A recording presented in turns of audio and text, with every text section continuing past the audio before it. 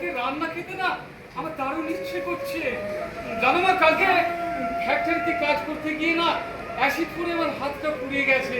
ভীষণ অসহায় লাগছে গো মা, ভীষণ একা লাগছে। কতদিন তোমার কোলে মাথা রেখে আমি ঘুমোইনি। তোমার কোলে মাথা রেখে ঘুমাতে আমার খুব ইচ্ছে করে গো মা। মা মা, বাংলায় যদি আজ কাজ থাকতো আমি তো তোমাদের সাথে থাকতে পারতাম, বলো বাবা। আমরা তো একসাথে আনন্দে দিন কাটাতাম। তোমার শিক্ষিত বেকার ছেলেটা পরিযায়ী শ্রমিক হয়ে ভিন রাজ্যে দিন কাটাচ্ছে, আর তুমি 500,000-এর ওই ভান্ডারের টাকার জন্য লাইনে দাঁড়িয়ে দাঁড়িয়ে চিৎকার করছো না। মা, তুমি কি তোমার এই ছেলের কথা একবারও ভাবলে না মা? মা গো, ভীষণ অসহায় লাগে গো মা, ভীষণ অসহায় লাগে। তোমার কথা, বাবার কথা, ছোট কুকুর কথা খুব মনে পড়ে, খুব মনে পড়ে। মনে না ছুটতে চলে যাচ্ছে, কি করবো বলো? আমার তো উপায় নেই মা। মা গো, তুমি ওদের বলো না মা, ওদের এই ভান্ডার বন্ধ করে আমাদের মতো বেকার ছেলেদের জন্য কর্মসংস্থান করে দিই।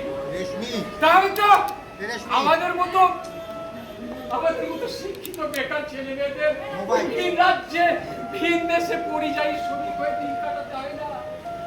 মা গো, আর যে যা করছে করুক না মা, তুমি অন্তত ওই ভান্ডারের লাইনে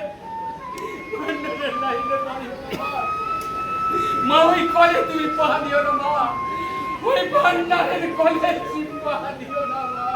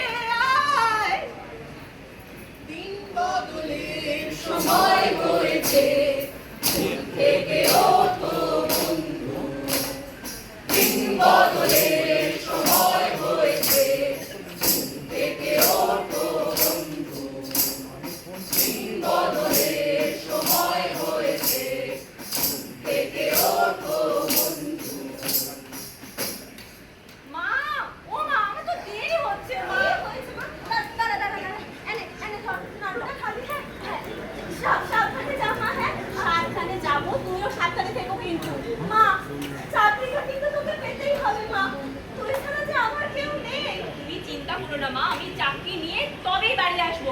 আর শোনো, তুমি আমার জন্য